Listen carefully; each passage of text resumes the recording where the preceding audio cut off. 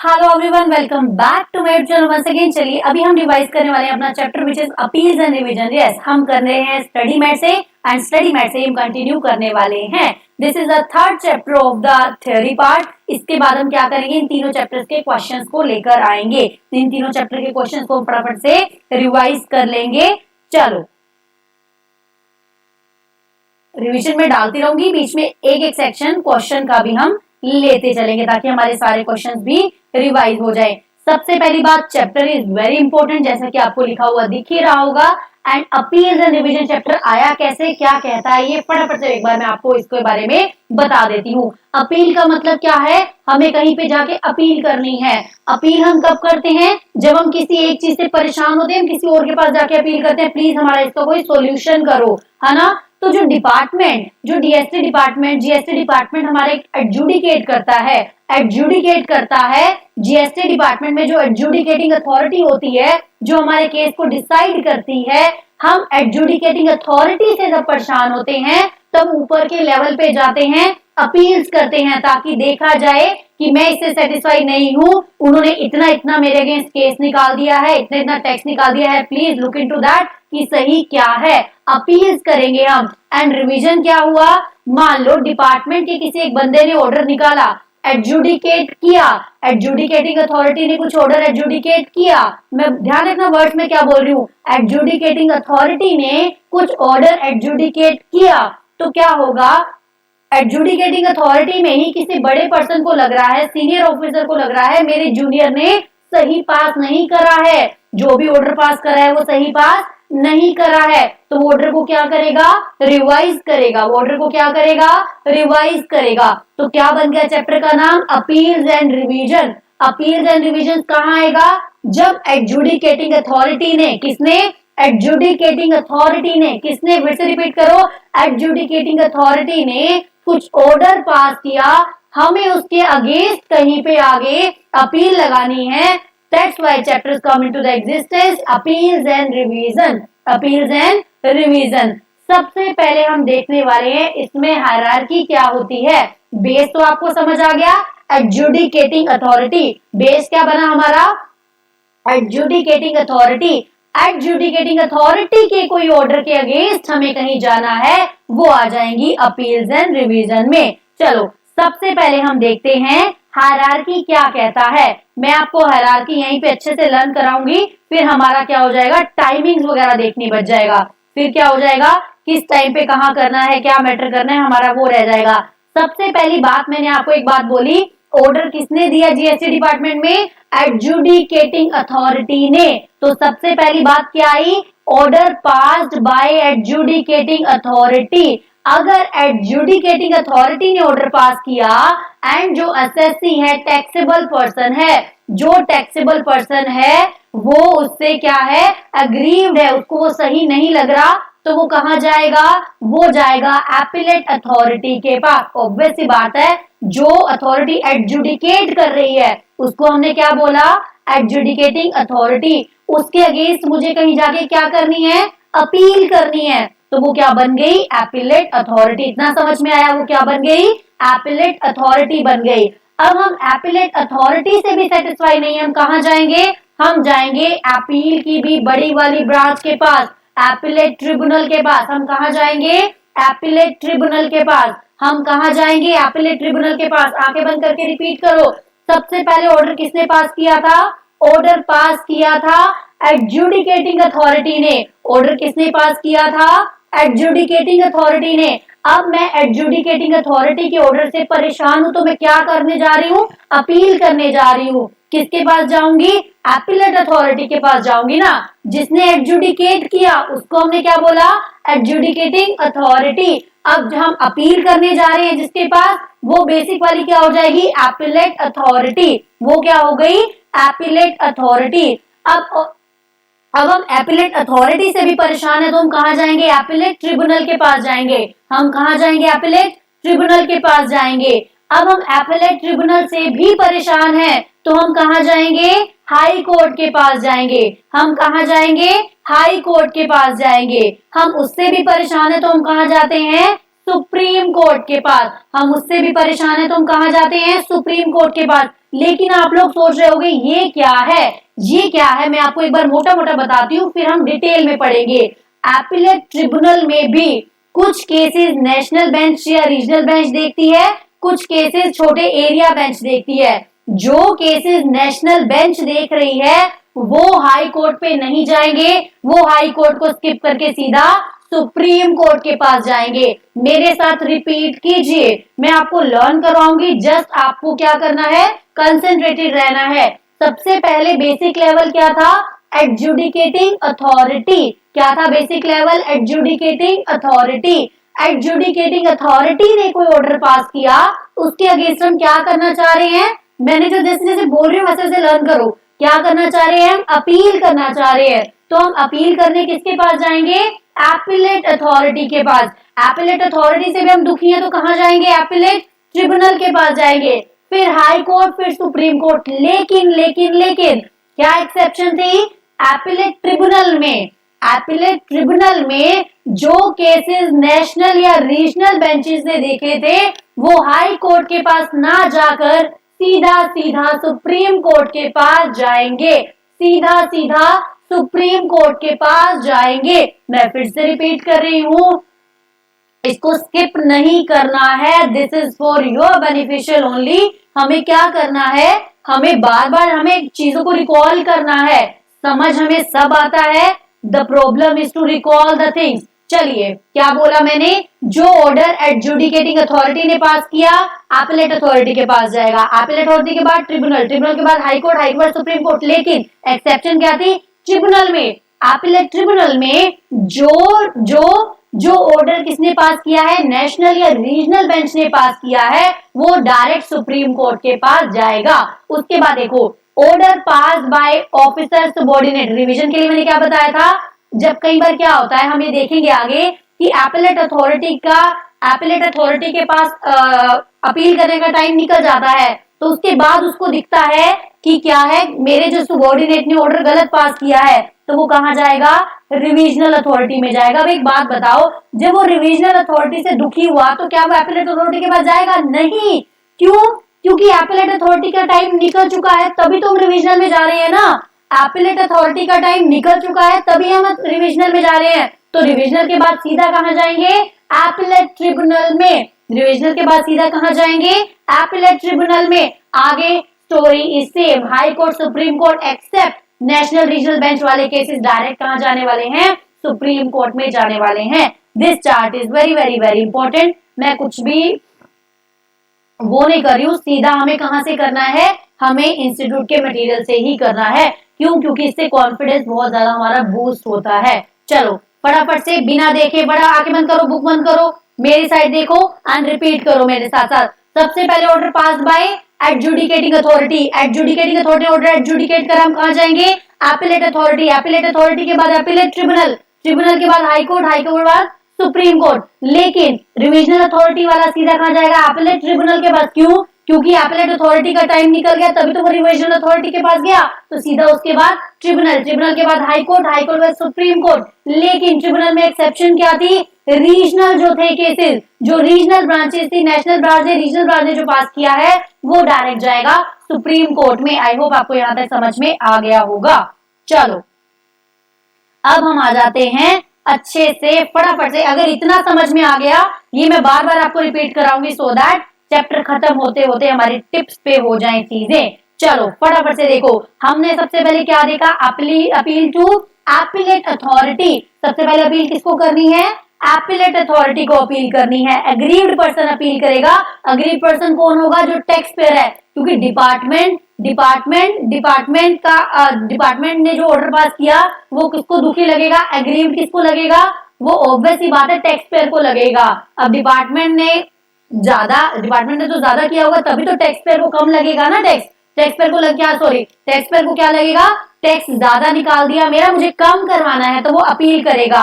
तो appeal to appellate authority. सबसे पहले हमने क्या कहा था? अपील टू एपिलेट अथॉरिटी किसके अगेंस्ट? एडजुडिकेटिंग अथॉरिटी के ऑर्डर के अगेंस्ट। किसके अगेंस्ट? एडजुडिकेटिंग अथॉरिटी के ऑर्डर के अगेंस्ट। टाइम लिमिट क्या है?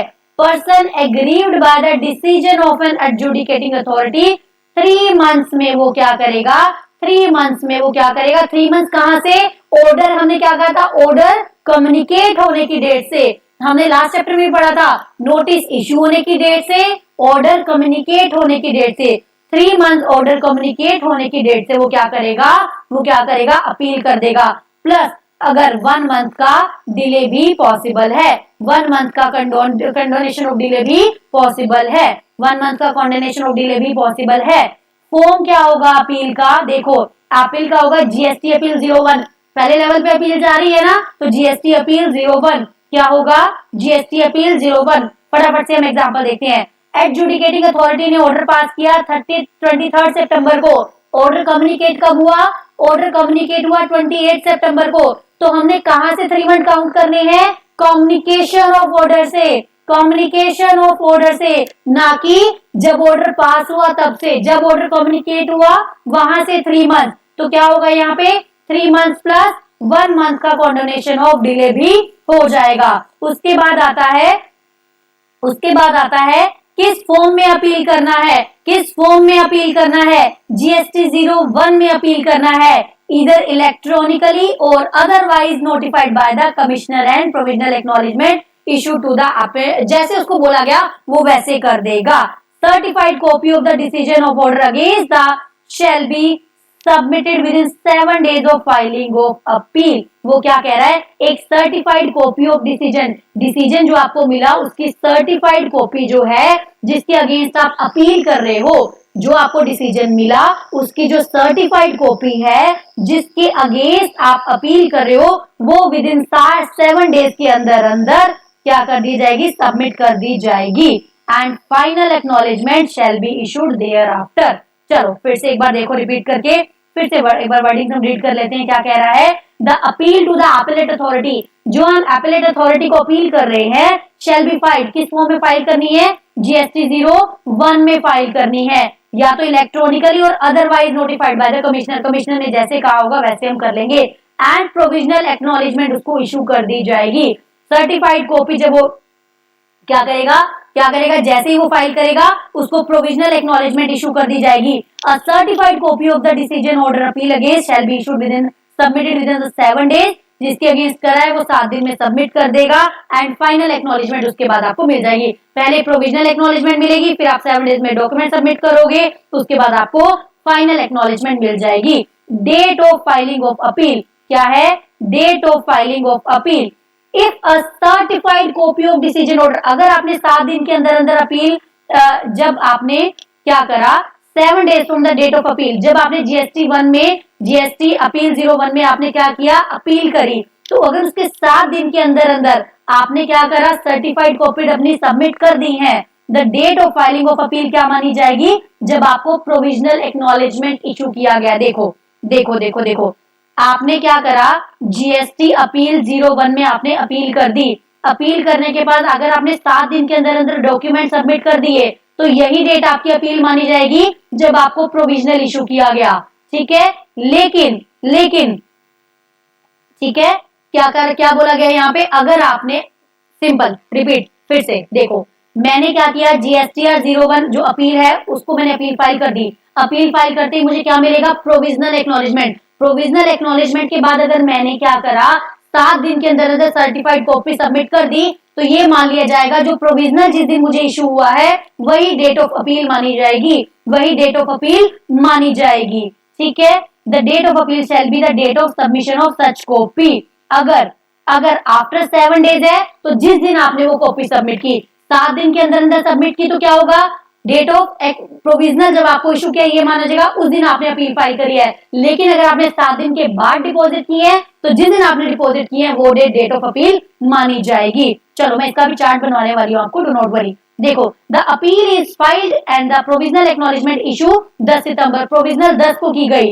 And the tax payer submit the copy of the order sought to be appeal against the 15 सितंबर, उसने बोल दिया 7 डेज के अंदर अंदर, 7 डेज के अंदर जब उसने फाइल करी उसके 7 दिन के अंदर अंदर डॉक्यूमेंट भी दे दिए, तो डेट ऑफ अपील क्या मानी जाएगी 10 सितंबर। मान लो उसने क्या करा अक्टूबर में जाके करा, तो डेट ऑफ अपील क्या मानी जाएगी, जो अक्टूबर की जो डेट जिस दिन उसने डॉक्यूमेंट सबमिट करे हैं वो दिन माने जाएंगे। क्या माने जाएंगे, वो दिन माने जाएंगे।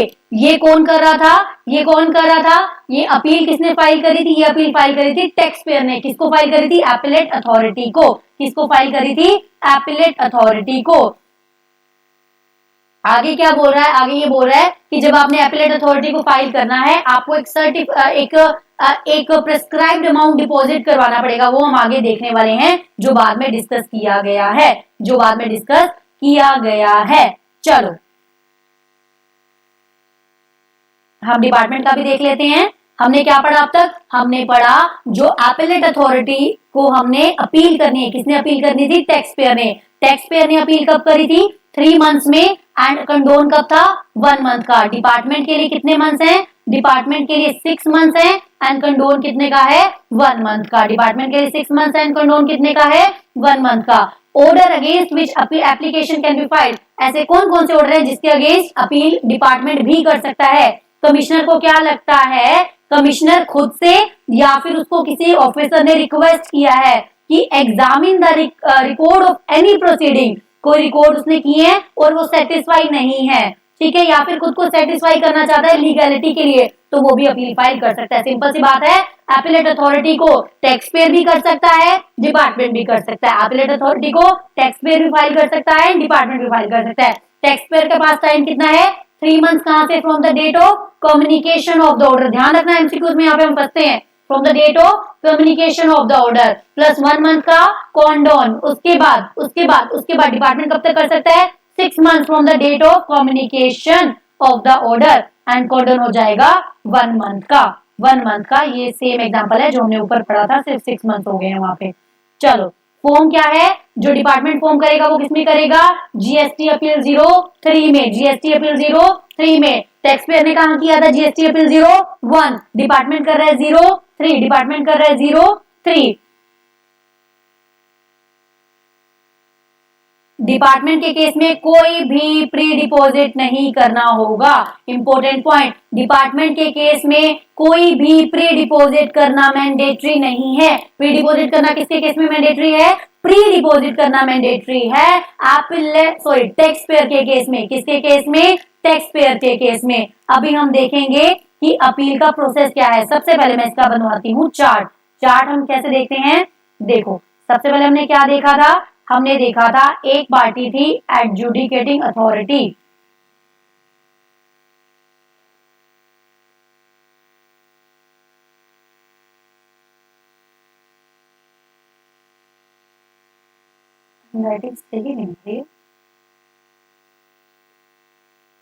एडजुडिकेटिंग अथॉरिटी ने ऑर्डर एडजुडिकेटिंग अथॉरिटी के अगेंस्ट हम कहा जा रहे हैं, हम जा रहे हैं एडजुडिकेटिंग अथॉरिटी के अगेंस्ट हम कहा जा रहे हैं, हम जा रहे हैं एपिलेट अथॉरिटी के पास।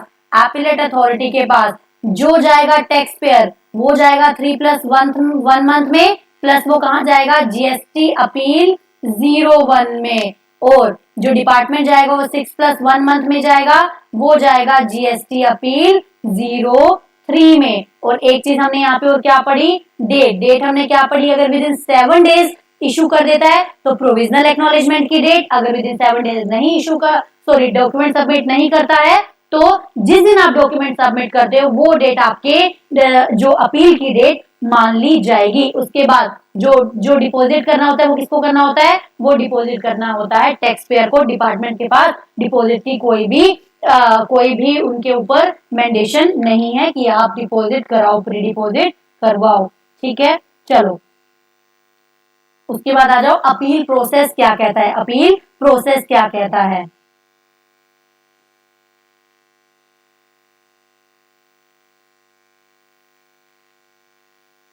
देखो सबसे पहले क्या कह रहा है, appeal process followed by the appellate authority. Appellate authority क्या क्या अपील प्रोसेस फॉलो करेगी। नंबर 1, ड्यूटीज क्या होंगी अपीलेट अथॉरिटी की। अपीलेट अथॉरिटी की ड्यूटी क्या होंगी, उसको प्रिंसिपल ऑफ नेचुरल जस्टिस करना पड़ेगा, principle of natural justice follow करना पड़ेगा, such as hearing the applicant, reasonable adjournment, मतलब आप बिल्कुल अड़ियल होके नहीं रह सकते हो। नेचुरली जो केस है, अगर किसी का कॉन्डन है आप वो भी करोगे, किसी को आप एडजर्नमेंट चाहिए आप वो भी दोगे, मतलब आप क्या करोगे, principle of natural justice follow करोगे। तो एपीलेट अथॉरिटी को क्या करना है, principle of natural justice follow करना है। उसके बाद order of the appellate authority, order of the appellate authority can make further inquiry and pass it order which may confirm, modify और एनल। क्या क्या कर सकती है एपीलेट अथॉरिटी, जो ऑर्डर डिपार्टमेंट ने एडजुडिकेटिंग अथॉरिटी ने पास किया तो उसको कंफर्म भी कर सकती है, मॉडिफाई भी कर सकती है, एनल भी कर सकती है, कैंसिल भी कर सकती है।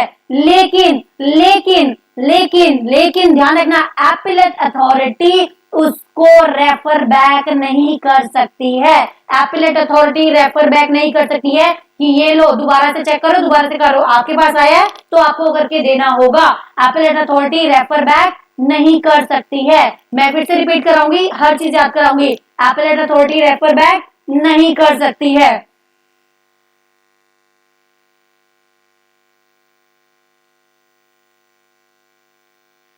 फिर से देखो, appellate authority can also increase the rigour of the order appeal against the, enhancing the fees भी कर सकती है, पेनल्टी फाइन ये सब वो कर सकती है, कन्फिस्केशन गुड्स करा सकती है, ये सब चीजें कर सकती है। लेकिन ये सब चीजें करने के लिए उसको reasonable opportunity of being heard देना पड़ेगा, बोलने का मौका देना पड़ेगा। सिंपल सी बात, यहां हमने क्या समझा, सबसे पहले वो principal of natural justice follow करेगा। सेकंड चीज क्या करे, कंफर्म कर सकता है, कंफर्म कर सकता है, मॉडिफाई कर सकता है, एनल कर सकता है। लेकिन लेकिन एपीलेट अथॉरिटी केस को रेफर बैक नहीं कर सकती। एपीलेट अथॉरिटी केस को रेफर बैक नहीं कर सकती। If appellate authority is of opinion that tax has not been paid, short paid, erroneously refunded, जो हमने कहा पढ़ा था, जो हमने डिमांड और रिकवरी में पढ़ा था, note paid, short paid, erroneously refunded, ITC वगैरह, ठीक है। No order requiring the appellate to pay such tax shall be given unless show cause notice। In cases में हमने क्या पढ़ा था, 73, 74 का शो कॉज नोटिस देना पड़ेगा। आप डायरेक्ट ऑर्डर नहीं कर सकते पे करने के लिए, डायरेक्ट ऑर्डर नहीं कर सकते, सीधा पे करने के लिए नहीं कह सकते, unless appellant is given notice to the show cause against which, जो आप ऑर्डर पास करने वाले हो। 73, 74 का नोटिस देना जरूरी होगा। मेरे साथ फटाफट से रिपीट करो, हमने सबसे पहले क्या पढ़ा था, हमने सबसे पहले पढ़ा था एडजुडिकेटिंग अथॉरिटी से कोई परेशान होगा तो एपीलेट अथॉरिटी में जाएगा, एपीलेट अथॉरिटी से परेशान होगा तो कहां जाएगा, एपीलेट ट्रिब्यूनल में जाएगा, ट्रिब्यूनल से परेशान होगा तो हाई कोर्ट, हाई कोर्ट से सुप्रीम कोर्ट। लेकिन सीधा सुप्रीम कोर्ट में जाना कब है, जब एपीलेट ट्रिब्यूनल में केस किसने सुना हो, नेशनल या रीजनल बेंच ने सुना हो। फिर हमने देखा था एपीलेट अथॉरिटी के पास केस के क्या क्या टाइमिंग्स है। एपीलेट अथॉरिटी पे अगर टैक्स पेयर जा रहा है, अगर एपीलेट अथॉरिटी के पास कौन जा रहा है, टैक्स पेयर जा रहा है, 3 मंथ कहां से, 3 मंथ कहां से, 3 मंथ जिस दिन आपने खाना खाया, जब मैंने खाना खाया तब से 3 मंथ काउंट करो, नहीं, 3 month from the date of communication of the order, 3 month from the date of communication of the order. Condone कितने का है, मेरे साथ रिपीट करो, 1 मंथ का। मैं भी बिना देखे, आप भी बिना देखे, कंडोन कितने का है, 1 मंथ का। वही अगर डिपार्टमेंट ने करना है तो 6 मंथ प्लस 1 मंथ। डिपार्टमेंट ढीला डाला, बड़ा आदमी है, उसको ज्यादा टाइम चाहिए, तो 6 मंथ प्लस 1 मंथ। तो फॉर्म क्या थे, टैक्स पेयर करेगा तो जीएसटी अपील 01, अगर डिपार्टमेंट करेगा तो GST appeal 03। Date of order क्या, डेट ऑफ अपील क्या माना जाएगा, डेट ऑफ अपील क्या माना जाएगा, जब आपको प्रोविजनल एक्नॉलेजमेंट इशू हुआ, वही डेट ऑफ अपील कब मानी जाएगी, जब आपने 7 डेज के अंदर अंदर सारे डॉक्यूमेंट को सबमिट कर दिया है। बट अगर आपने 7 डेज के अंदर अंदर सर्टिफाइड कॉपी सबमिट नहीं करी है, तो जिस दिन आपने कॉपी सबमिट करी है वही date of filing of appeal मानी जाएगी, वही date of filing of appeal मानी जाएगी। उसके बाद डिपार्टमेंट को क्या प्रोसेस फॉलो करना पड़ेगा, एपीलेट अथॉरिटी को क्या प्रोसेस फॉलो करना पड़ेगा, नेचुरल जस्टिस, मतलब एडजर्नमेंट है तो एडजर्नमेंट दो, ये सब आपको काम करना पड़ेगा। दूसरा, एडजर्नमेंट देना, एडजर्नमेंट भी देनी है आपने। अगर आप क्या कर सकते हो, कंफर्म, मॉडिफाई, एनल, कंफर्म भी कर सकते हो, मॉडिफाई भी, एनल भी, लेकिन केस को रेफर बैक नहीं कर सकते, केस को रेफर बैक नहीं कर सकते हैं। ध्यान रखना, एडजर्नमेंट 3 एडजर्नमेंट पॉसिबल है, not more than 3 adjournments are possible, 3 से ज्यादा एडजर्नमेंट पॉसिबल नहीं है। एडिशनल ग्राउंड्स हम ले सकते हैं, मतलब ये सब किस में आ जाते हैं, प्रिंसिपल ऑफ नेचुरल जस्टिस में आ जाते हैं। उसके बाद आपको अगर ये दिखता है tax short paid, note paid, ITC erroneously refunded, ये सब चीजें अगर हैं तो आपको इसके लिए 73, 74 का नोटिस इशू करना पड़ेगा, 73, 74 का नोटिस इशू करना पड़ेगा। आई होप आपको लर्न हो गया होगा। उसके बाद ऑर्डर क्या होना चाहिए, स्पीकिंग ऑर्डर। ऑर्डर क्या होना चाहिए? Speaking order. स्पीकिंग ऑर्डर का मतलब क्या है? It shall state the point for determination, मतलब क्या क्या पॉइंट्स के बेसिस पे मैंने ये डिसीजन लिया है एंड उस डिसीजन का रीजन क्या है वो सब भी आपको बताना पड़ेगा। अब एक बात बताओ, कितने टाइम पीरियड में उसको ऑर्डर फाइल करना है?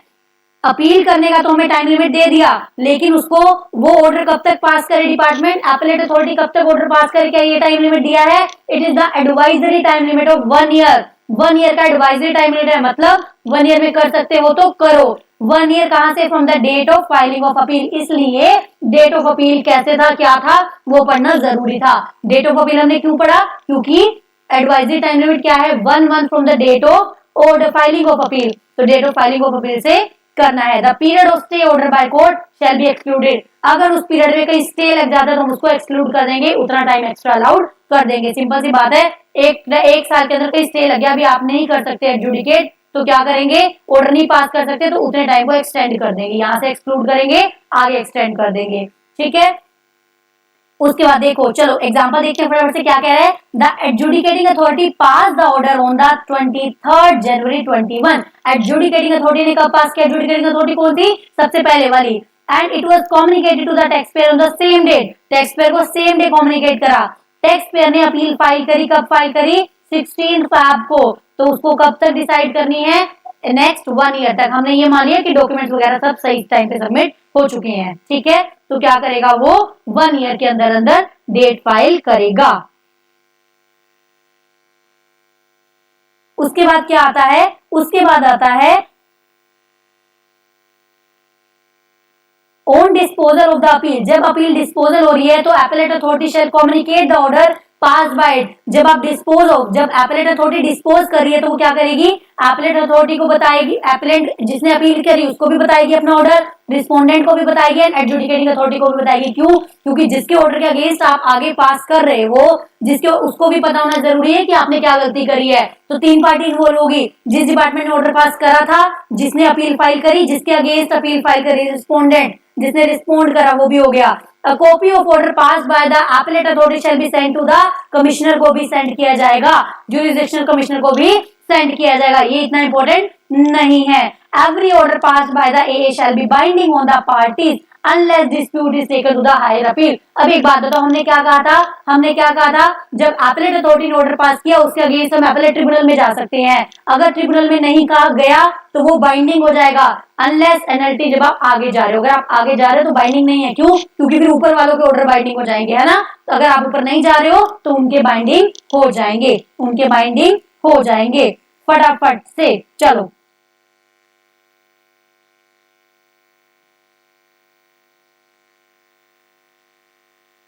फटाफट से मेरे साथ एक बार हम रिपीट करने वाले हैं। फटाफट से मेरे साथ रिपीट करो। इधर देखिए, एपेलेट अथॉरिटी के पास जाने हमने कब है? जब एडजुडिकेटिंग अथॉरिटी का ऑर्डर पास हुआ। टैक्स पेयर जाएगा 3+1 मंथ, डिपार्टमेंट जाएगा 6+1 मंथ। एक सेकेंड, 1 मंथ था ना इसमें भी? यस, डिपार्टमेंट जाएगा 6+1 मंथ में। डिपार्टमेंट जाएगा 6+1 मंथ में।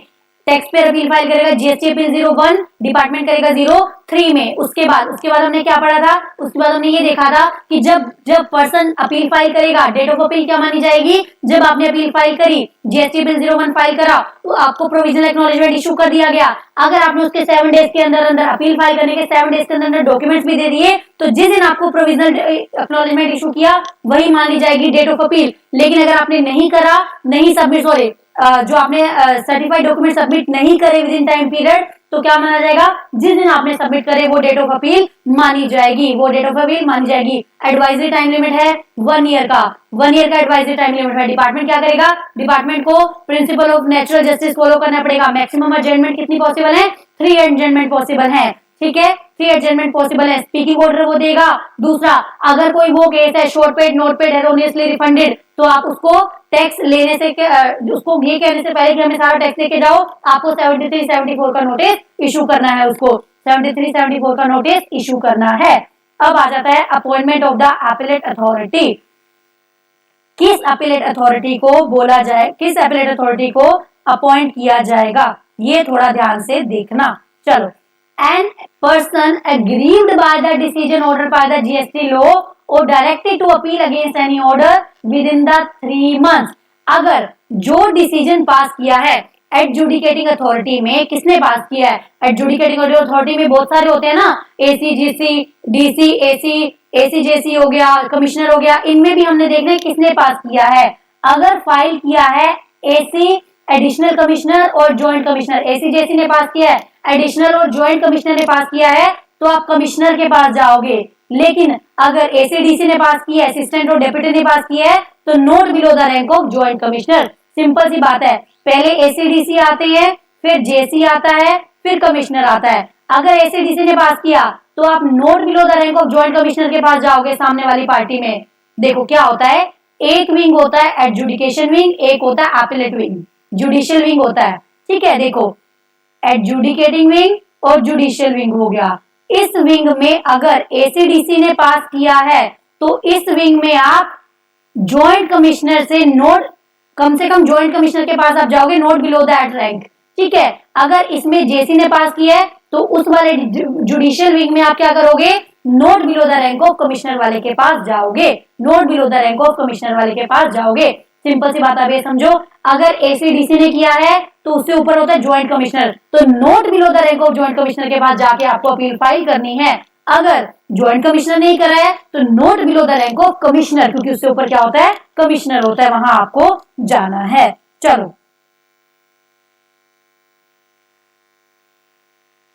नेक्स्ट आ जाता है रिविजनल अथॉरिटी। क्या पढ़ा हमने? हमने क्या कहा था, रिविजनल अथॉरिटी या तो हम एपीलेट अथॉरिटी के पास, एपीलेट अथॉरिटी के बाद एपीलेट ट्रिब्यूनल पे जाएंगे। एडजुडिकेटिंग अथॉरिटी से हम परेशान हुए थे, जब हम एडजुडिकेटिंग अथॉरिटी से परेशान हुए थे तो हम एपीलेट अथॉरिटी के पास गए। लेकिन हमने क्या कहा था, एपीलेट अथॉरिटी के पास एक टाइम लिमिट होती है जाने की, 3 month, 1 month, 6 month, 1 month, है ना।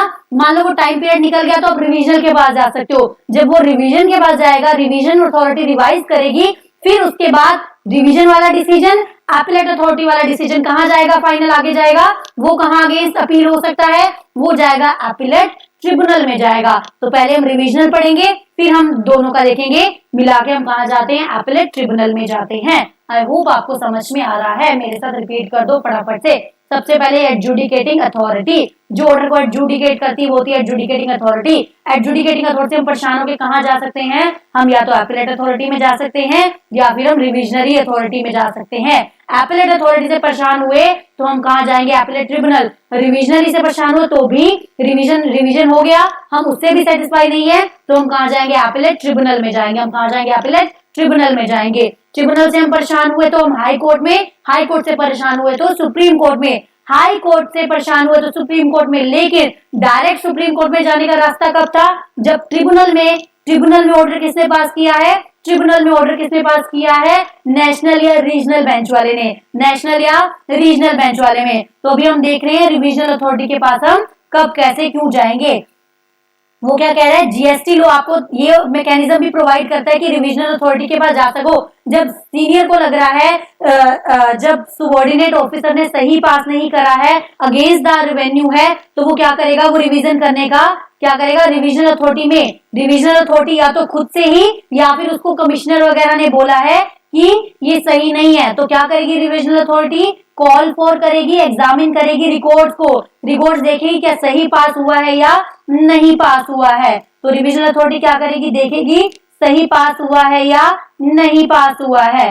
On the examination of the record, अगर रिविजनल अथॉरिटी को लगता है डिसीजन पास जो किया गया है इज एरोनियस है, रिविजनल अथॉरिटी को क्या लग रहा है, जो एडजुडिकेटिंग अथॉरिटी ने पास किया है वो क्या है, erroneous and prejudicial to the interest of revenue है, वो क्या है, prejudicial to the interest of revenue है। या फिर उसने मटेरियल चीजों को ध्यान में ही नहीं दिया है, मटेरियल चीजों को ध्यान में नहीं दिया है।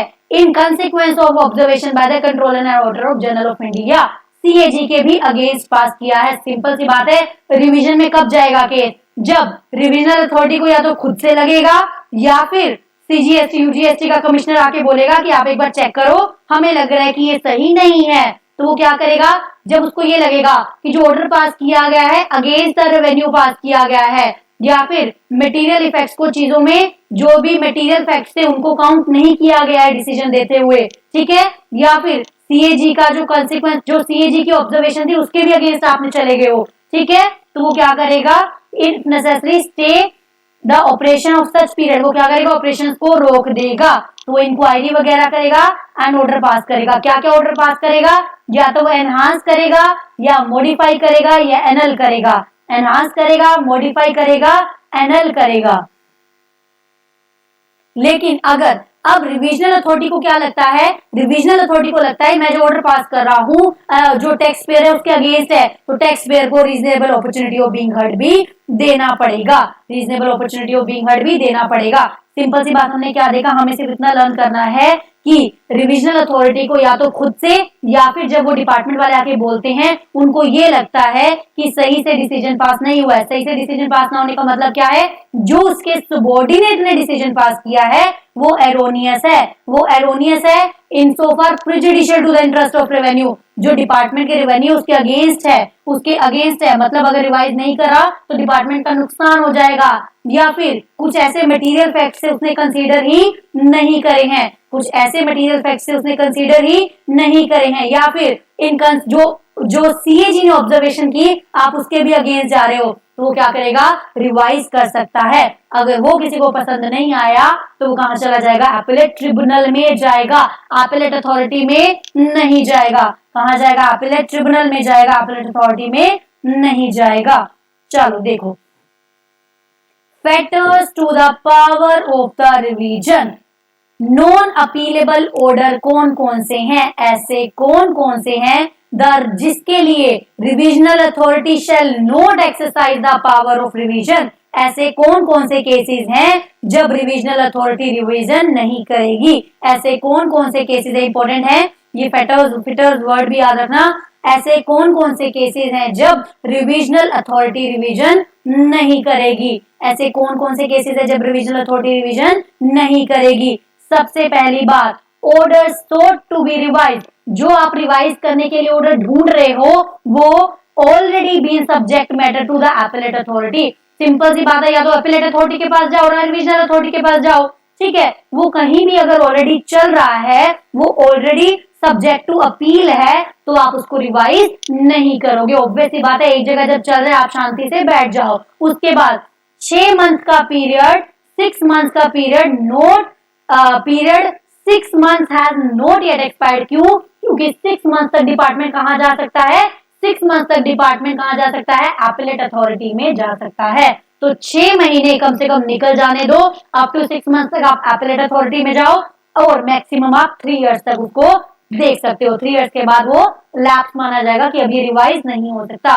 सिंपल सी बात मैंने आपको क्या बताई, ऐसे कौन कौन सी चीजें हैं जिन केस में रिविजनल अथॉरिटी ऑर्डर को रिवाइज नहीं करेगी, ऐसे कौन कौन से केसेस हैं जब रिविजनल अथॉरिटी ऑर्डर को रिवाइज नहीं करेगी।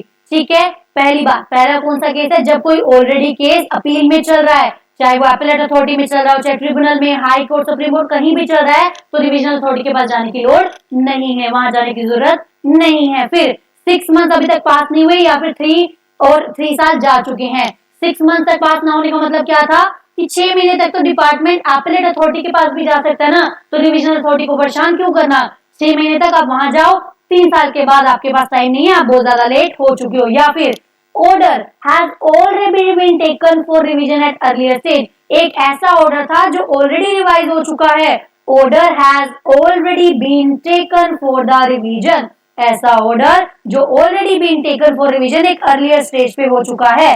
The order sought to be revised is a revisional order, अगर order sought to be revised is itself a revisional order आया, उसी को फिर से आप जाके कह रहे हो फिर से इसको रिवाइज कर दो, नहीं, आप एक बार रिविजनल अथॉरिटी से ऑर्डर आ गया तो आप अपीलेट ट्रिब्यूनल में जाओ। आप ये नहीं कह सकते अरे आपने ऑर्डर दिया प्लीज फिर से रिवाइज करो ना रिवाइज, नहीं, एक बार जो ऑर्डर आप रिवाइज करने की मांग रहे हो वो ऑलरेडी रिविजनल ऑर्डर आया आपके पास, नहीं, क्या क्या बोला हमने, 6 मंथ पास नहीं हुए हैं, 3 साल पास हो गए हैं, मतलब 6 महीने से लेके 3 साल के बीच का समय, आपको 6 महीने से ज्यादा 3 साल तक आप कर सकते हो। ठीक है, या फिर कोई ऑलरेडी अपील में है तो अगर जो ऑर्डर आप पास कर रहे हो अर्लियर स्टेज पे रिवाइज हो चुका है, या फिर रिविजनल ऑर्डर आया उसी को कह रहे हो फिर से रिवाइज करो, नहीं, रिविजनल ऑर्डर आया आप सेटिस्फाई नहीं हो तो आप अपीलेट ट्रिब्यूनल में जा सकते हैं, ठीक है, फिर से उनको उसके लिए नहीं बोल सकते। इनके लिए भी एडवाइजरी टाइम लिमिट क्या है, 1 ईयर है। एडवाइजरी टाइम लिमिट क्या है,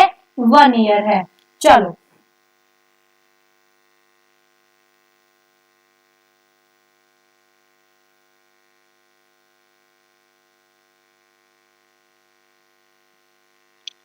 ये पॉइंट देखना अच्छे से एक बार, यहाँ कंफ्यूजन होती है।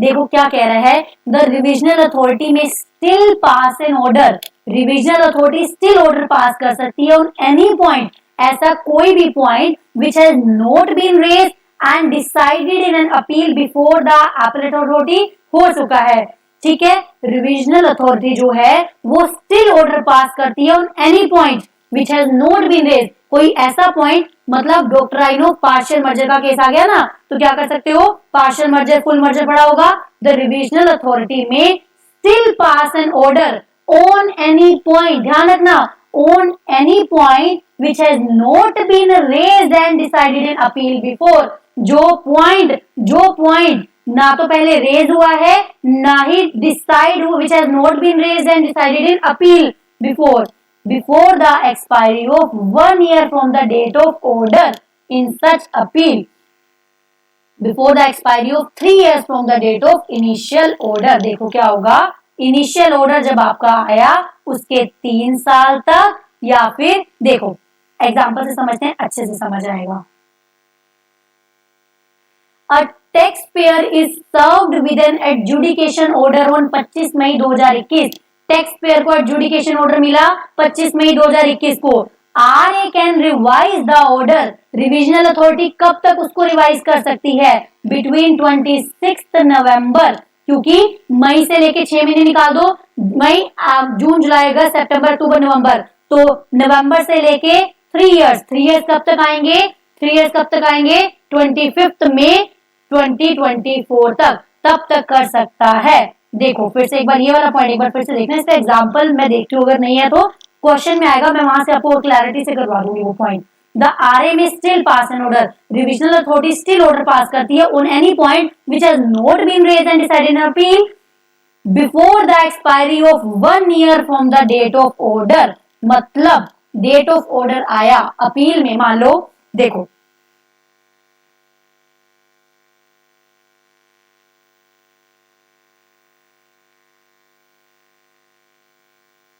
देखो कोई ऐसा केस जो अपील में गया हुआ था, ठीक है, अपील का ऑर्डर आया, अपील का ऑर्डर आ गया, लेकिन कुछ ऐसा पॉइंट जिस जो ना तो अपील में रेज हुआ है ना पहले जिस पे फाइल हुआ उस पे रिवीजन हो सकता है, लेकिन कब तक हो सकता है, जब अपील का ऑर्डर आया, जब अपील का ऑर्डर आया उसके 1 ईयर के अंदर अंदर, या फिर 3 years from the date of initial order, जब पहले इनिशियल ऑर्डर एडजुडिकेटिंग वाला जो इनिशियल ऑर्डर था उसके 3 साल, दोनों में से जो लेटर है वहां तक हम ले सकते हैं, ठीक है, सिंपल सी बात है। कोई ऐसा केस है जो पहले अपील में नहीं उठाया गया, लेकिन अपील तो चल रही है ऑलरेडी, जब अपील का ऑर्डर आ जाएगा उसके 1 साल तक का टाइम, या फिर जब स्टार्टिंग वाला इनिशियल ऑर्डर आया उससे 3 साल तक का टाइम, दोनों में से जो लेटर है तब तक वो रिवाइज हो सकता है एक्स्ट्रा वाला।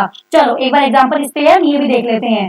देखो क्या कह रहा है, ABC private limited manufactures the product P, एक एबीसी लिमिटेड है वो पी प्रोडक्ट को मैन्युफैक्चर करती है क्यू को, the company avails the benefit of exemption notification, पी में तो क्या है एग्जम्पशन है, एंड उसको जो क्यू है उस पे क्या करना पड़ता है, टैक्स पे करना पड़ता है। Show cause notice was issued to the company कि पी आपका एग्जम्पशन के लिए एलिजिबल नहीं था, कंपनी के पास आया नोटिस, ठीक है, और जो आपने क्यू था वो 12% टैक्स दिया, वो नहीं देना था आपको, 18 से देना था। Adjudicating authority concluded the rate of tax Q was correct, adjudicating authority ने क्या बोला, क्यू का जो रेट है वो करेक्ट था, बट एग्जम्पशन वाला उसने गलत लिया, मतलब कुछ हिस्सा सही है कुछ हिस्सा सही नहीं है। कंसिक्वेंटली ऑर्डर आया 10 लाख की डिमांड का बाय एडजुडिकेटिंग अथॉरिटी 15 जनवरी को, 15 जनवरी 2021 को 10 लाख की डिमांड मांगी गई, कंपनी ने अपील फाइल करी किसके अगेंस्ट, एपीलेट अथॉरिटी को फाइल करा 16 फरवरी को, 16 फरवरी को फाइल करा प्रोडक्ट पी के रिस्पेक्ट में। ध्यान रखना किसके रिस्पेक्ट में किया है, प्रोडक्ट पी के रिस्पेक्ट में। प्रोडक्ट पी का क्या था, प्रोडक्ट पी का क्या था, प्रोडक्ट पी का ये मैटर था कि प्रोडक्ट पी पे आपने जो एग्जाम्पशन ली है वो एग्जाम्पशन है ही नहीं, उसके अगेंस्ट में उसने अपील करी। और आरए, अब आरए क्या कर सकता है, अब मान लो आपने अपील फाइल कर दी पी के रिस्पेक्ट में, आपने अपील फाइल कर दी पी के रिस्पेक्ट में। अब क्यू के रिस्पेक्ट में आप रिवीजन करना चाहते हो, क्यू के रिस्पेक्ट में आप, क्योंकि देखो पी अपील में गया था, क्यू अपील में नहीं गया, ये बात तो क्लियर है। ये एक ऐसा ऑर्डर है जो अपील में नहीं गया है, बिल्कुल करेक्ट। क्यू अपील में नहीं गया था, क्यू अपील में नहीं गया था, तो क्यू के रिगार्डिंग आप रिवीजन के लिए जा सकते हो, रिवाइज हो सकता है। क्यू का ऑर्डर कब तक रिवाइज हो सकता है, कब तक रिवाइज हो सकता है, 1 year from the date of order pass by appellate authority. Appellate authority ने कब पास किया, एपीलेट अथॉरिटी ने 31 अक्टूबर 21 को पास किया, 1 ईयर वहां से ले लो, या फिर 3 इयर्स ले लो फ्रॉम द एडजुडिकेशन ऑर्डर। कब एडजुडिकेशन होता, 15 जनवरी 2021, 3 साल वहां से ले लो, ठीक है। तो तब दोनों में से जो लेटर डेट है तब तक क्यू वाले मैटर पे रिवीजन हो सकती है। मैं बहुत अच्छे से बता चुकी हूँ, आई होप आपको समझ में आ गया होगा। सिंपल सी बात है, दो मैटर हैं, एक पे अपील चल रही है, एक पे कुछ भी नहीं चल रहा, एक पे अपील नहीं की गई। जिस पे अपील नहीं की गई उस मैटर को आप रिवीजन हो सकता है। उस मैटर का रिवीजन कब हो सकता है, या तो जो आपने अपील करी है उसका ऑर्डर आने के 1 साल तक, या फिर जो ओरिजिनली एजुकेट हुआ था उसके 3 साल, दोनों में से जो लेटर है उस डेट तक क्यू वाले पोर्शन की रिवीजन हो सकती है। क्यू वाला पोर्शन कौन सा था, वो मैटर जो अपील में नहीं गया है, वो मैटर जो अपील में नहीं गया है। चलो ये बात रिपीट हो रही है फिर से, अगर स्टे लगा तो हम उसको क्या करेंगे, एक्सक्लूड कर देंगे। स्टे लगा तो हम उसको क्या कर देते हैं, एक्सक्लूड कर देते हैं।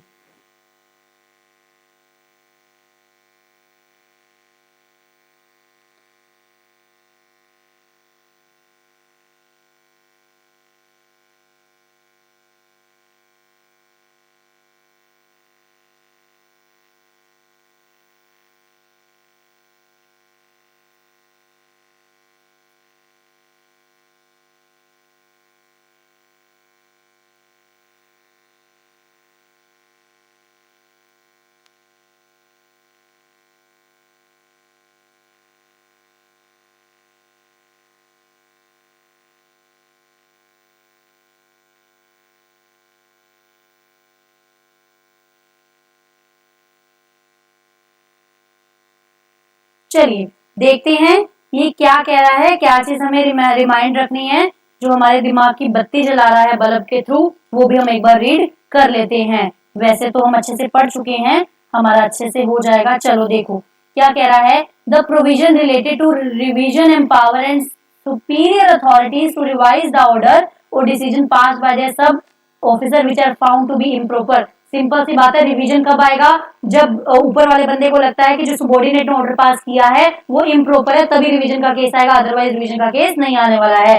Since AA has also power to annul enhance in order to avoid the duplication, annul भी कर सकता है, enhance भी कर सकता है, but cannot be revised। देखो since appellate authority also has the power, appellate authority के पास क्या पावर है कि वो क्या कर सकता है, एनल भी कर सकता है, एनहांस भी कर सकता है। In order to avoid the duplication, उसको पावर दी गई है ना कि सही तरीके से डिसीजन हो, तो एनल भी कर सकता है, एनहांस भी कर सकता है।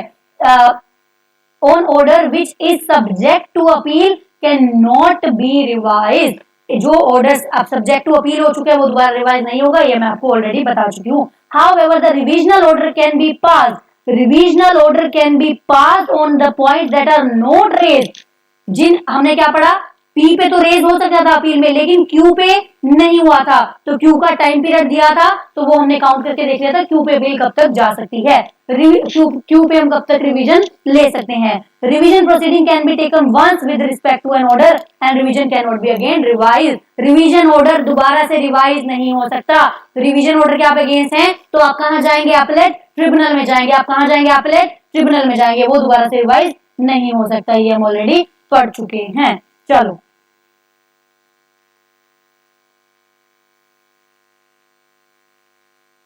अब आ जाते हैं अपीलेट ट्रिब्यूनल। अपीलेट ट्रिब्यूनल पे आ जाते हैं। अपीलेट देखो एडजुडिकेटिंग अथॉरिटी से परेशान थे तो एपेलेट अथॉरिटी पे गए, एपेलेट अथॉरिटी से परेशान होंगे तो एपेलेट ट्रिब्यूनल पे जाएंगे। सेम एज अगर कोई केस रिवीजन में आया था, रिवीजन से हम परेशान हुए, उसका जो डिसीजन आया उससे कोई परेशान हुआ तो कहां जाएगा, वो जाएगा एपेलेट ट्रिब्यूनल में। एपेलेट अथॉरिटी में क्यों नहीं जा रहा, क्योंकि हमने देखा एपेलेट अथॉरिटी या फिर एपेलेट या फिर रिविजनल दोनों में से एक जगह जा सकते हैं। जब एपेलेट अथॉरिटी का टाइम खत्म हुआ तभी तो आप रिवीजन कर सकते हो ना। तो अगर आप रिवीजन के ऑर्डर से परेशान हो तो आप कहां जाओगे, आप जाओगे एपेलेट ट्रिब्यूनल में। ठीक है, वो क्या कह रहा है, दो सेट्स ऑफ ट्रिब्यूनल, ट्रिब्यूनल में दो एरियाज होते हैं, एक है नेशनल रीजनल बेंच, एक है स्टेट बेंच। एक है national regional bench, appellate tribunal में क्या था, एक है नेशनल और रीजनल बेंच, एक है स्टेट बेंच। स्टेट बेंच या एरिया बेंच भी इसको बोलते हैं। ठीक है, तो क्या है, एपेलेट ट्रिब्यूनल में दो हो गए। जो प्लेस ऑफ सप्लाई के मैटर हैं वो नेशनल रीजनल बेंच में जाएंगे, अदर मैटर कहां जाएंगे, यहाँ पे जाएंगे। प्लेस ऑफ सप्लाई के जो मैटर हैं कहां जाएंगे, वो नेशनल रीजनल बेंच में जाएंगे, अदर मैटर जाएंगे स्टेट या एरिया बेंच में जाएंगे। ठीक है, अब हमने क्या पढ़ा था, जो केसेस नेशनल रीजनल बेंच में गए हैं वो डायरेक्ट कहां जाएंगे, वो डायरेक्ट सुप्रीम कोर्ट में जाएंगे, वो हाई कोर्ट में नहीं जाएंगे। और जो केसेस कहां किसने डील करे हैं, स्टेट या एरिया बेंच ने डील करा है, वो पहले हाई कोर्ट पे जाएगा, then it will go to the supreme court. Simple सी बात है। एपेलेट ट्रिब्यूनल, एपेलेट ट्रिब्यूनल में क्या था, दो बेंचेस हैं, एक नेशनल रीजनल बेंच, एक है स्टेट या area bench. National regional bench पे वो केसेस जाएंगे जो प्लेस ऑफ सप्लाई के मैटर हैं, जो प्लेस ऑफ सप्लाई के मैटर हैं। बाकी मैटर कहां जाने वाले हैं, बाकी मैटर जाने वाले हैं एरिया बेंच पे या फिर स्टेट बेंच पे जाएंगे, एरिया बेंच पे या फिर स्टेट बेंच पे जाएंगे। देखो नेशनल बेंच में क्या होता है, एक प्रेसिडेंट होता है, टेक्निकल मेंबर होता है, टेक्निकल मेंबर स्टेट का भी होता है। नेशनल बेंच में president, technical member of centre and technical member of state. Same as regional, regional में क्या होता है, प्रेसिडेंट की जगह क्या होता है, judicial member, judicial member, technical member state, technical member of centre. अब एपेलेट जो ट्रिब्यूनल है वो थोड़ा बड़े लेवल की है, वो इतनी वेली नहीं है कि छोटे छोटे केसेस भी वो देखेगी। ऐसे कौन से केसेस हैं जब एपेलेट ट्रिब्यूनल केस को एंटरटेन करने से मना कर सकती है, in the absence of member in any bench due to the vacancy और otherwise appellate authority appeal may with approve of the president case may be heard by the two member of the benches, two member of the benches भी heard कर सकते हैं। देखो फिर से, in the absence of any member, अगर कोई member absence है, ठीक है, या फिर ड्यू टू वैकेंसी है, and appeal may with the approval of president, president के अप्रूवल से, स्टेट प्रेसिडेंट, प्रेसिडेंट के अप्रूवल से या फिर स्टेट प्रेसिडेंट के अप्रूवल से, it may be heard by the benches of the two members. However, any appeal where tax or ITC involved or difference in ITC involved is amount fine penalty, वो क्या है, 5 लाख से ज्यादा नहीं है, 5 लाख से ज्यादा नहीं है, एंड क्वेश्चन ऑफ लॉ भी उसमें नहीं है।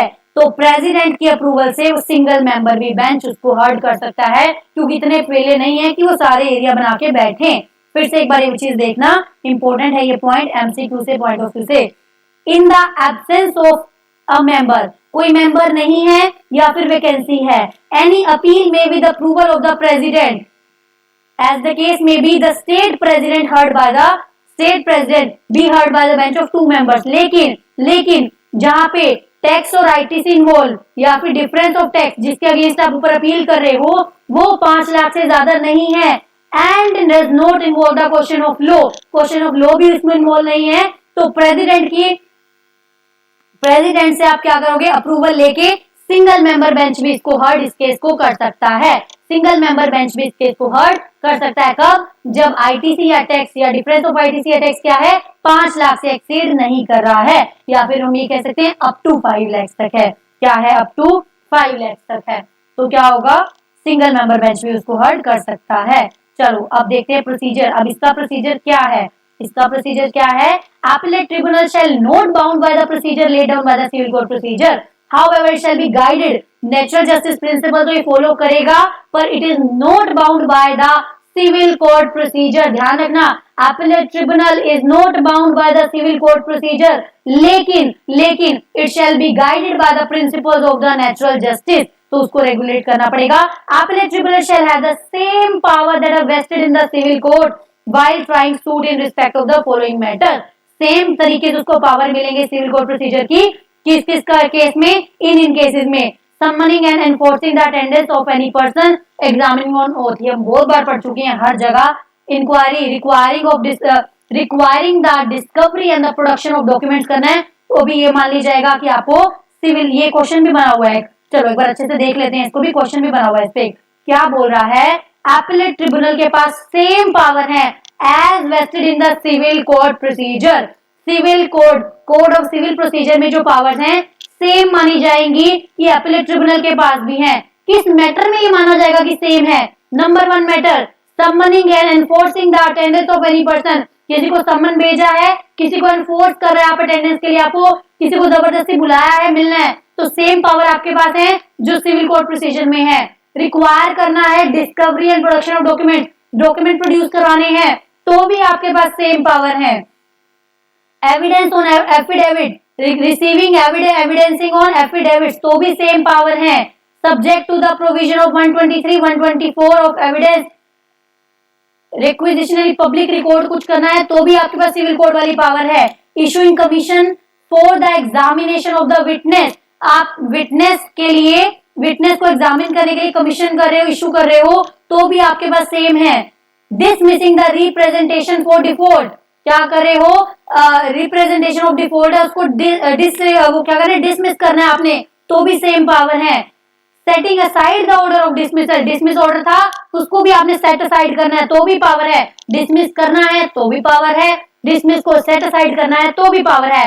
एविडेंस को एफिडेविट तो भी पावर है, एनफोर्सिंग द अटेंडेंस तो भी पावर है, डॉक्यूमेंट्स तो भी पावर है। ये हमें बचपन से याद है चीजें, ठीक है। उसके बाद आता है order of appellate tribunal may be enforced in the same manner.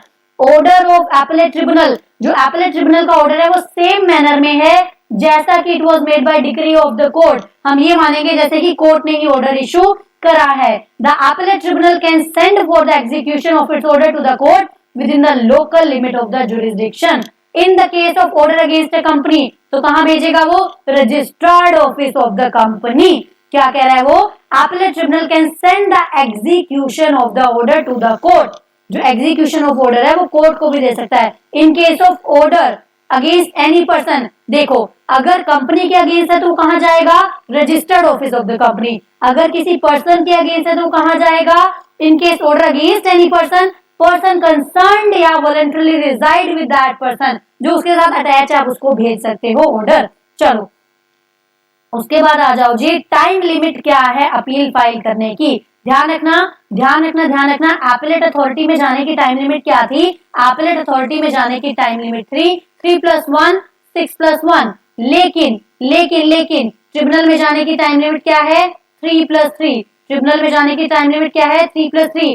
पहले था फॉर्म 1, फिर था फॉर्म 3, अब आ गया फॉर्म 5। 1 3 5 1 3 5, बात वही सेम है, डेट क्या बनेगी वो बात बिल्कुल सेम है, ठीक है। पावर ऑफ ट्रिब्यूनल, ट्रिब्यूनल किसी भी चीज को एक्सेप्ट कब नहीं करेगी, मतलब ट्रिब्यूनल इतनी वेली नहीं है कि आपके 10-10 रुपए के केसेस भी वो डील करेगी।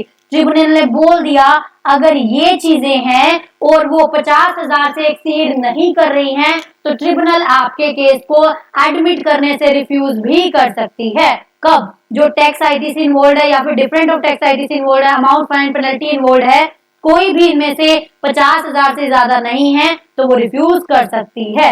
मेमोरेंडर ऑफ क्रॉस ऑब्जेक्शन, सिंपल सी बात है, एक बंदे ने फाइल करी अपील, दूसरा बंदा क्या हो गया जिसके अगेंस्ट अपील फाइल हुई, तो जो रिस्पोंडेंट है वो उसने क्या करा, may initially not have chosen, respondent ने इनिशियली फाइल नहीं करा, तो उसको क्या चांस दिया गया है कि आप क्या कर सकते हो, आप मेमोरेंडम ऑफ क्रॉस ऑब्जेक्शन भी दे सकते हो, आप अपने रिस्पेक्ट में भी कुछ कह सकते हो। कब, 45 डेज के अंदर अंदर, 45 डेज के अंदर अंदर आप कह सकते हो। कौन सा फॉर्म हो गया, जीएसटी अपील 06।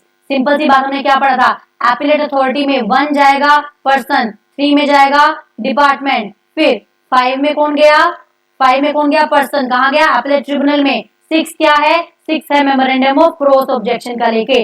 अब देखते हैं फीस क्या है, अपील फाइल करने की फीस क्या है, इंपॉर्टेंट है, एमसीक्यूज में ये मिल सकता है।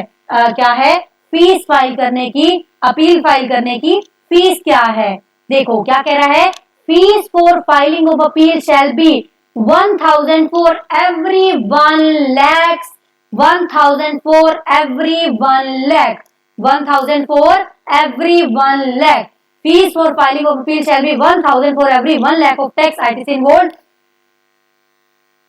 सिंपल सी बात है, मान लो मेरा 2 लाख का टैक्स है, तो सिंपल सी बात है मुझे 2000 पे करने हैं, ठीक है। और मैक्सिमम कितना, मैक्सिमम 25,000। फीस क्या है अपील फाइल करने की, किस पे, अपीलेट ट्रिब्यूनल में, 1000 for every 1 lakh, 1000 for every 1 lakh. Mandatory pre deposit वो हम आगे देखेंगे कि कितना कितना प्री डिपोजिट करना है। सिंपल सी बात है, यहाँ पे हमारा खत्म हो गया है अपीलेट ट्रिब्यूनल का पार्ट।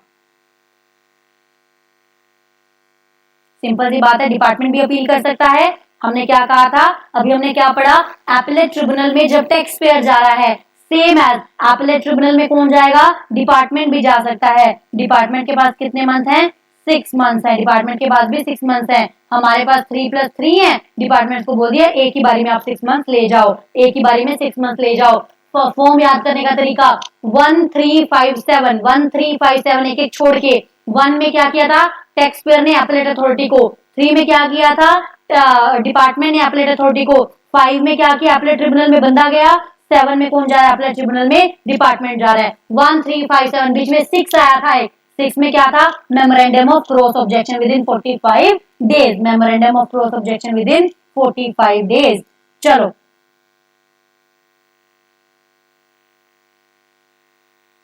कंफर्म मॉडिफाई अपील भी हो सकता है, ध्यान रखना। अपीलेट ट्रिब्यूनल केस को रेफर बैक कर सकता है, अपीलेट ट्रिब्यूनल केस को रेफर बैक कर सकता है।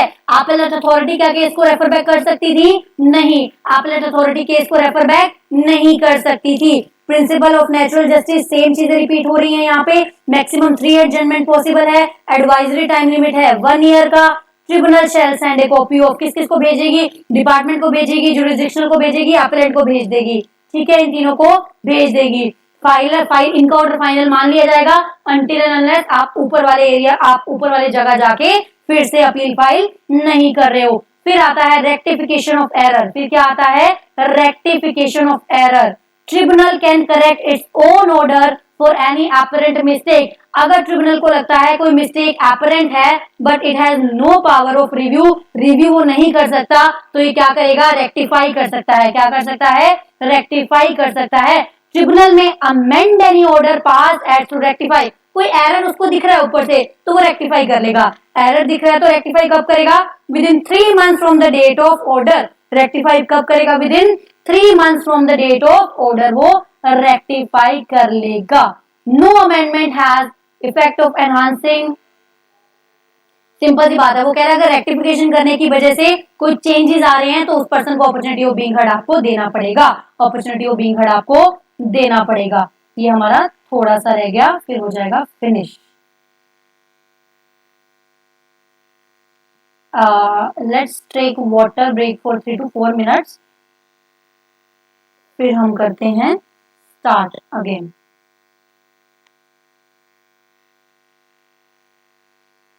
छोटा सा रह गया, मैक्सिमम चीजें हमारी कवर हो गई हैं। एक बार एट द एंड क्या करूंगी, मैं आपको सारी चीजें रिवाइज करा दूंगी सो दैट आपके माइंड में फिर से एक बार रिकॉल हो जाए। अगर लेक्चर अच्छा लग रहा है तो लाइक करना and yes share it with friends as well so that सभी को काम आए। Let's take a water break for 3 to 4 minutes. आप भी पानी वगैरह पी लीजिए।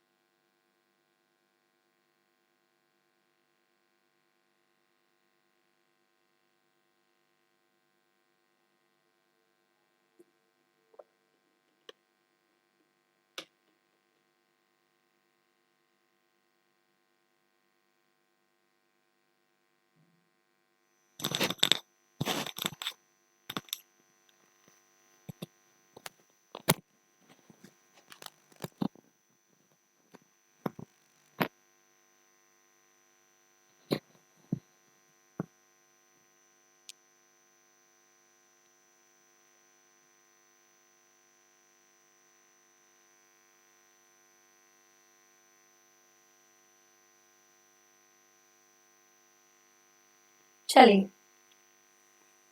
स्टार्ट करते हैं हम। अब हम क्या पढ़ने वाले हैं कि प्री डिपॉजिट इंपॉर्टेंट है टॉपिक, इसके ऊपर प्रैक्टिकल क्वेश्चन भी हैं, तो अभी हम क्वेश्चंस करेंगे तो हम वो भी देख लेंगे। अभी मैं आपको अच्छे से एक बार लर्न करवा देती हूँ कि हमारा जो लॉ है वो क्या कह रहा है। सबसे पहली बात तो ये देखो, जब भी आप अपीलेट अथॉरिटी के पास जा रहे हो, किसके पास जा रहे हो, अपीलेट अथॉरिटी के पास जा रहे हो, आपकी अपील तब तक एडमिट नहीं मानी जाएगी आपको कुछ प्री डिपॉजिट अगर आपने नहीं किया है तो। प्री डिपॉजिट क्या है, सिंपल सी बात है, ये देखो मान लो एडजुडिकेटिंग अथॉरिटी ने आपको क्या बोला, एडजुडिकेटिंग अथॉरिटी ने आपको बोला आपके ऊपर 10 लाख का टैक्स है मुझे दो, ठीक है। अब क्या होगा, आप कहते हो कि नहीं 6 लाख का तो मैं मान रहा हूं पर 4 लाख तो अब 10 लाख तो बहुत ज्यादा है, 4 लाख पे मैं नहीं मानता, ठीक है। सिंपल सी बात है, 6 लाख तो आपने एडमिट कर लिया, तो वो क्या बोल रहा है, full amount of tax, tax interest fine fees penalty, जब आपने टैक्स इतना है 6 लाख जो आपने एडमिट कर लिया है उसके साथ का इंटरेस्ट फाइन फीस पेनल्टी आप डिपॉजिट कराओ। क्यों क्योंकि आप उसको तो एडमिट कर रहे हो तो आपको डिपॉजिट कराना चाहिए। जहां भी टैक्स लिखा हो तो ये मान लेना इंटरेस्ट तो ऑटोमेटिकली आएगा ही आएगा, ये बहुत सारे स्टूडेंट्स का कंफ्यूजन रहता है। चलो जो आपने एडमिट कर लिया, जो आपने एडमिट कर लिया वो तो आपने फुल अमाउंट डिपॉजिट करवाना है। एंड जो टैक्स इन डिस्प्यूट है, किसकी बात कर रही हूं मैं, टैक्स इन डिस्प्यूट है, ध्यान रखना किसकी बात, टैक्स ओनली टैक्स की पोर्शन की बात हो रही है। जो टैक्स इन डिस्प्यूट है उसका 10% भी आपको देना पड़ेगा, उसका 10% आपको देना पड़ेगा। तो 4 लाख का 10% हो गया 40,000, मैक्सिमम कितना 25 करोड़ तक, मैक्सिमम कितना 25 करोड़ तक। मान लो 200 मान लो 600 करोड़ का आपका टैक्स इन डिस्प्यूट है, 600 करोड़ का आपका टैक्स इन डिस्प्यूट है, तो 10% क्या हो गया 60 करोड़, लेकिन मैक्सिमम कितना 25 करोड़। मैक्सिमम 25 कौन सा, सीजीएसटी का मैक्सिमम 25, सेम एज आईजीएसटी में मैक्सिमम 50। सिंपल सी बात है, जब आप एपेलेट अथॉरिटी के पास जा रहे हो तो जो आपने full amount of tax interest in amount fees fine penalty impugned from an order, from the impugned order, जो आपको ऑर्डर दिया गया जो आप एडमिटेड किया है वो तो फुल जमा कराओ। And 10% of the tax in default, sorry 10% of the tax in dispute, जो डिस्प्यूट में है उसका 10% कराओ, लेकिन मैक्सिमम 25 करोड़, क्योंकि हम सीजीएसटी एक्ट पढ़ रहे हैं तो उस हिसाब से आईजीएसटी में वो कितना हो जाएगा 50 करोड़ हो जाएगा। एक बार एग्जांपल भी देख लेते हैं, चलो। ABC limited received show cause notice of 10 lakh, 10 lakh की पेनल्टी का उसको आया है, इंटरेस्ट आया है 2 लाख, एडजुडिकेटिंग अथॉरिटी ने पास किया, कंफर्म कर दिया।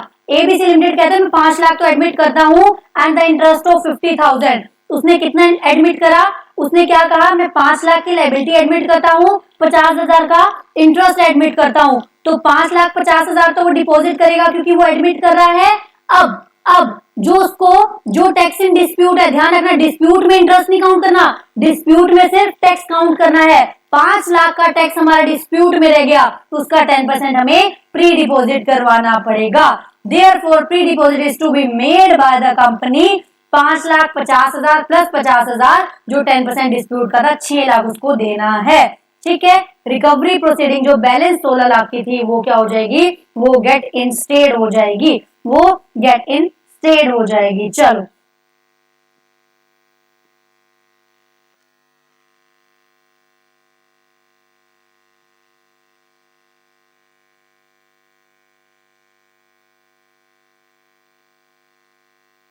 ये बात ध्यान रखना है, क्योंकि मेन मिस्टेक हम क्या करते हैं, मेन मिस्टेक हम यही करके आते हैं, जो 10% लेना है वो सिर्फ टैक्स का है, जो 10% लेना है वो सिर्फ टैक्स का है। यहाँ भी देखो कितना बोला उसने, आईजीएसटी में 600 करोड़ की डिमांड करी, ये बाई चांस सेम कैसे हो गए, चलो एग्जाम्पल सेम हो गया।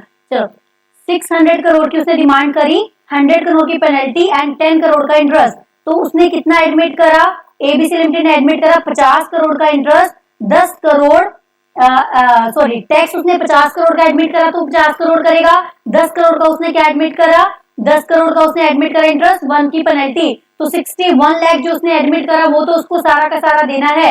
अब बैलेंस जो टैक्स का बैलेंस है, टैक्स का बैलेंस देखो कितना बच गया, 50 करोड़ उसने एडमिट करा ना, 50 बैलेंस बच गया, तो 50 करोड़ का 10% कितना हो, 50 करोड़ का 10% कितना हुआ,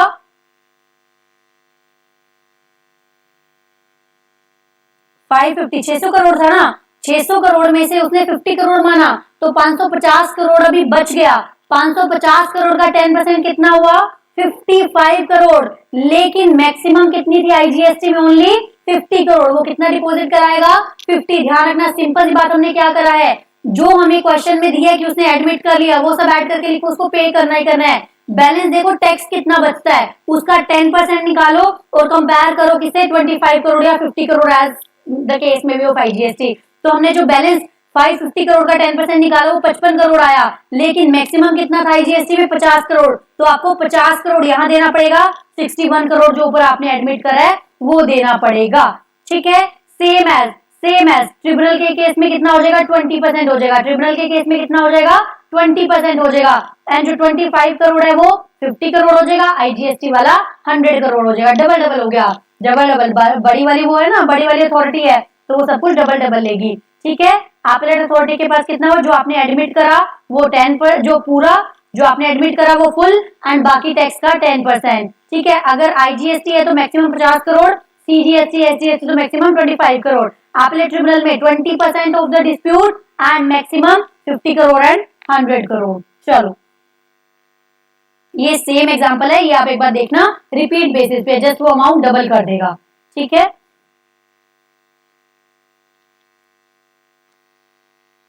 interest on the refund of the pre-deposit, interest on the refund of the pre-deposit, if pre-deposit made by the applicant before the AA or tribunal is required to be refunded। मान लो बाद में क्या हुआ कि उसकी कम निकली, जब निकाला ऑर्डर दिया ट्रिब्यूनल ने या किसी ने भी, उसने कम उसका कैलकुलेट किया अमाउंट, तो वो क्या करेगा? बाकी जो बैलेंस है रिफंड हो जाएगा।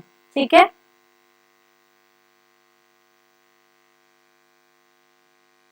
इंटरेस्ट कब से दिया जाएगा? From the date of payment of amount, not from the date of order.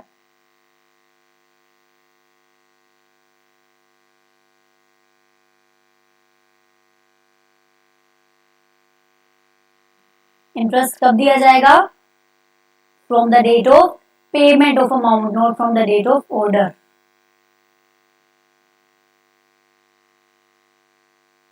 Additional evidence कब एडमिट करेगा ट्रिब्यूनल वगैरह? हमने पढ़ा था एडिशनल एविडेंस कब एडमिट करेगा, ये हम सब जगह पढ़े हुए हैं। क्या था? मान लो कि पर्सन ने तो दिया था, उसने एडमिट नहीं करा, पर्सन ने किया था एडजुडिकेटिंग अथॉरिटी, और क्या करा? उसने रिफ्यूज कर दिया, तो एपेलेट ट्रिब्यूनल उसको एक्सेप्ट कर लेगी। एपेलेट ट्रिब्यूनल क्या करेगी? एडिशनल एविडेंस भी ले लेगी। अगर उस बंदे ने अथॉरिटी को दिया था पर अथॉरिटी ने नहीं लिया, उसके बाद appellant was prevented by sufficient cause, उस टाइम पे वो नहीं ला पा रहा था, कोई जेन्युइन रीजन था, तो भी appellate ट्रिब्यूनल एडमिट कर लेगा। ठीक है, अब हो सकता है where appellant was prevented by sufficient cause, तो उसने क्या करा? before the adjudicating authority as the case may be evidence which is relevant to the ground of appeal। हो सकता है जो prevented by sufficient cause,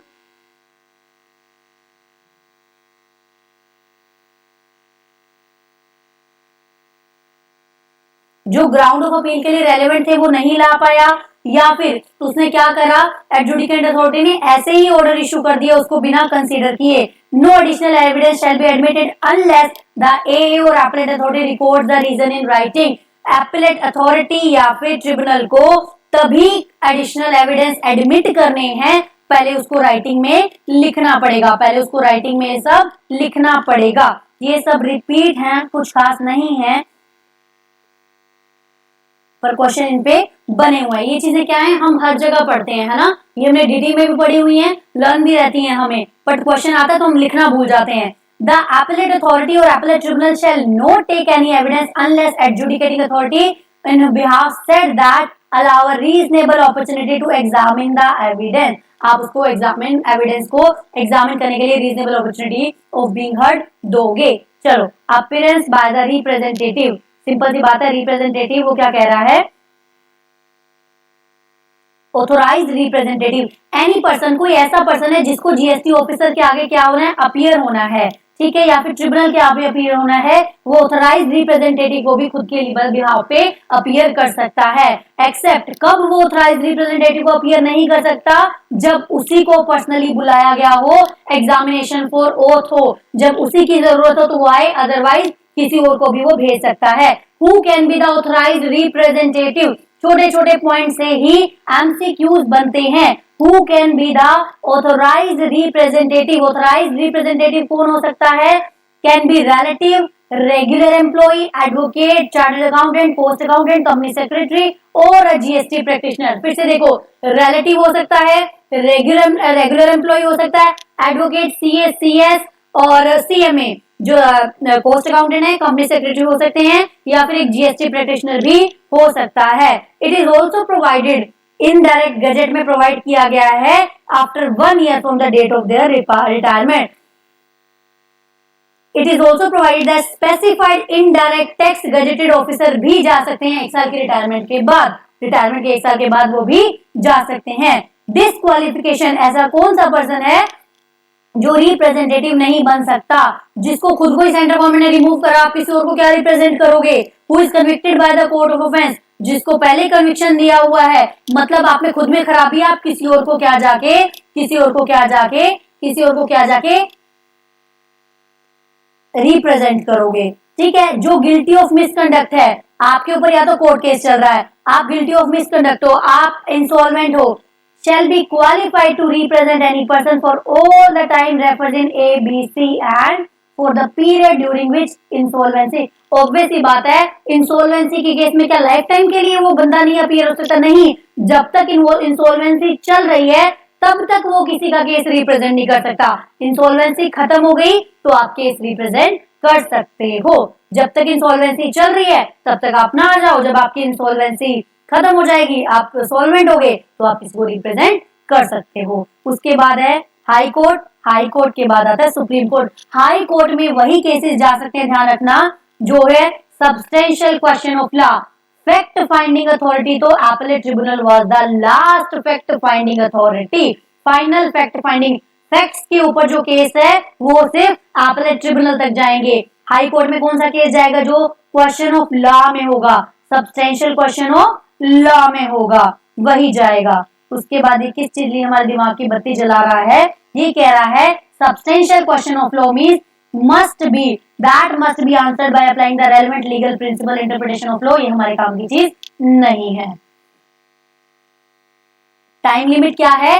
high court में जाने की टाइम लिमिट है 180। हाई कोर्ट में जाने के टाइम की लिमिट क्या है? 180 डेज। हाई कोर्ट में जाने की टाइम लिमिट क्या है? 180 कहां से? From the date of communication of the order, from the date of communication, from the date order appeal against which जिसके आपने किया है वो आपको मिल गया है। कॉन्डोनेशन ऑफ द जो डिले है इसमें वो अपने हिसाब से देख लेते हैं।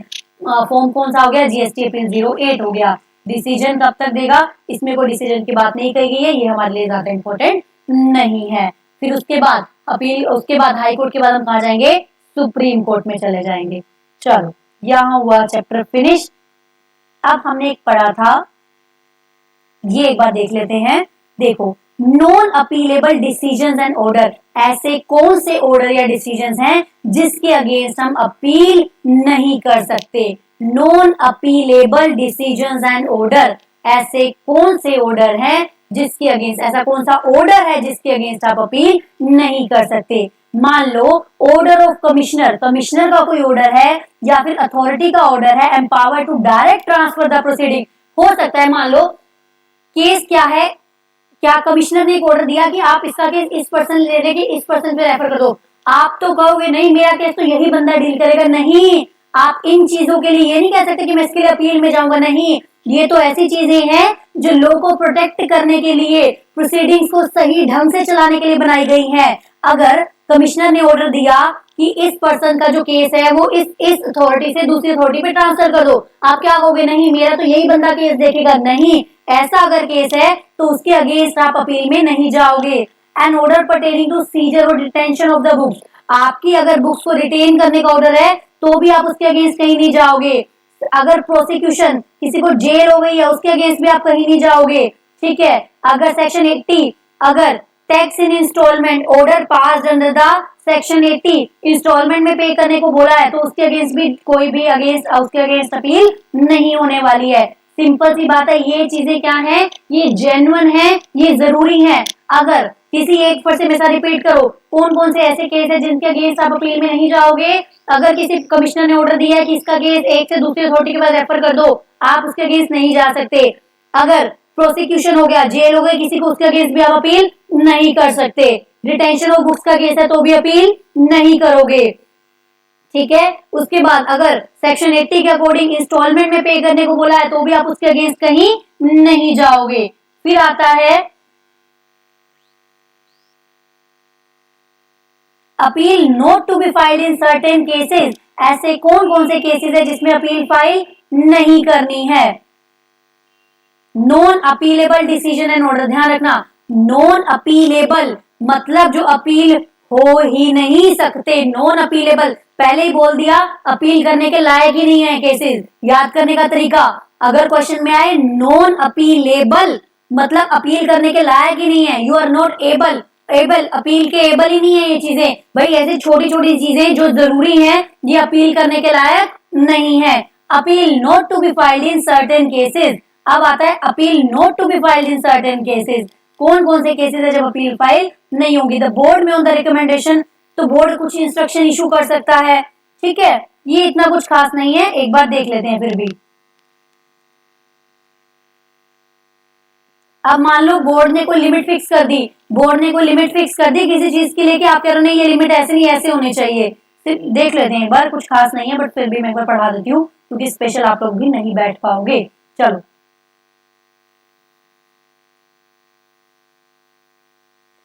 बोर्ड में recommendation of the GST council issue the order और इंस्ट्रक्शन और direction fixing the monetary limit for regulating the filing of appeal. हो सकता है जैसे वहां बोला कि अगर 5 लाख तक की है वो सिंगल बेंच सुनेगा, 50,000 तक की है तो उसके वो मतलब जीएसटी जो ट्रिब्यूनल है वो एक्सेप्ट करने से मना कर सकता है। अगर ऐसा कोई केस है तो आप उसके केस नहीं जा सकते, उनकी मर्जी है, वो देखेंगे कि लोग कैसे स्मूथ चल सकता है, तो ये भी क्या हो गया, इसके केस भी आप अपील नहीं कर सकते। Non filing of appeal bye officer on account of such monetary limits fixed by board shall not preclude such officer from filing the appeal in case involving the similar issues। कोई और बात है, question of law है तो आप कर सकते हो, सिर्फ इस मैटर पे नहीं आप कर पाओगे।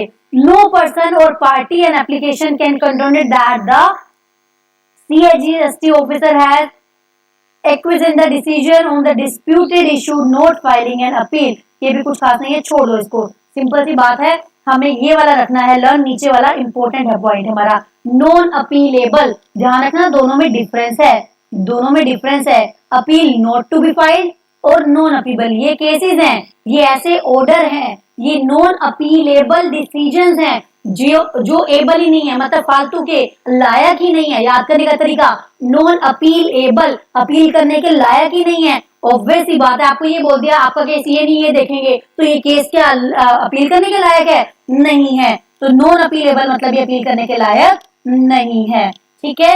यहाँ पे हमारा फिनिश हुआ चैप्टर, जो जो इम्पोर्टेंट था मैंने आपको अच्छे से करवा दिया, जो मैंने स्टार्टिंग में लर्न कराया है 80 to 90% टॉपिक हमारा वहीं से कवर हो जाता है, एंड जो प्री डिपोजिट का टॉपिक है वहां पे अभी हम क्वेश्चन करेंगे ना, आप देखना ऐसा कोई भी टॉपिक नहीं है जो हमारा छूटा होगा, वहां पे आपको मैं और रिकॉल कराऊंगी और रिवाइज हो जाएंगी चीजें।